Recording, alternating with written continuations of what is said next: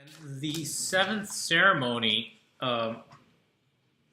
the most dominant thing that took over the entire ceremony was the four distinct kind of colored ribbons of light that I was explaining I saw in my fifth ceremony that kind of just overpowered me like a kind of blanket of light and energy.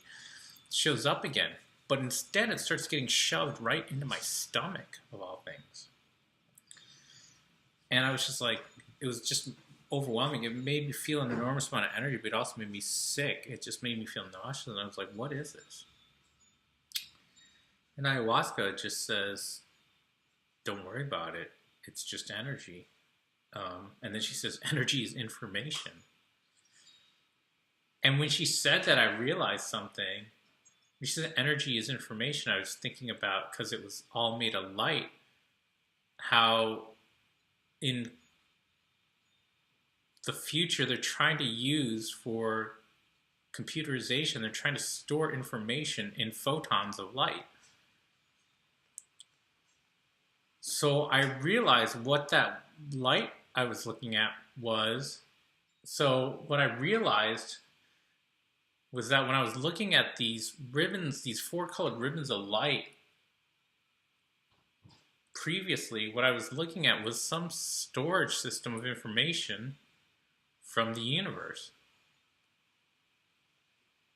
And then I realized that this was the Akashic Records. It was the library of the universe being put back inside my body, unlocked. I realized at a later date, like 2 months later of all things, the four colors also would make sense because they would match the four colors, that there were four distinct colors would mean that there's like four distinct proteins for DNA. So it took me back to that. Not only was that the Akashic Records, it was still my DNA. It was like my DNA. And I realized later that because it was all just kind of neatly stacked as ribbons, it was actually DNA kind of unwound and just laid out, flattened, and unlocked.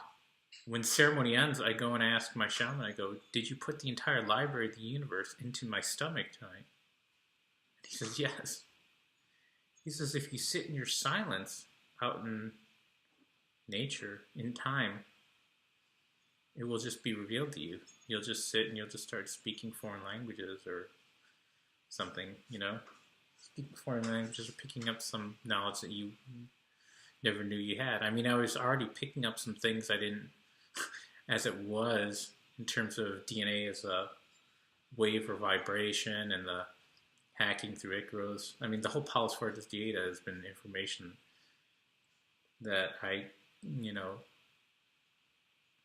that just came spontaneously. So I didn't have any doubt about that. I was getting ready to go into Tambo anyways, because my girlfriend at the time was about a month into Palos Fuertes herself. She was going to do Palos Fuertes and then come out, and we were both going to get married at the end of her completing Palos Fuertes.